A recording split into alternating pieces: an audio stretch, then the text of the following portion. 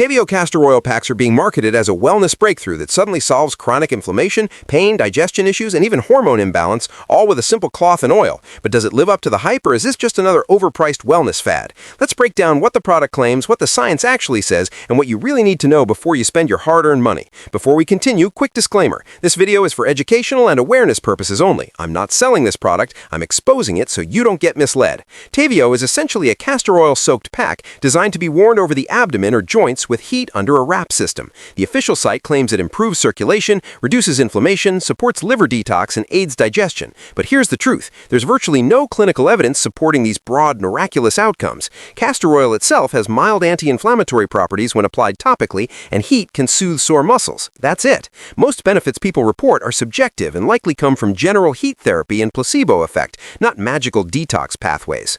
Meanwhile, the cost of the kit is significantly higher than just buying castor oil plus cloth plus heat pack separately.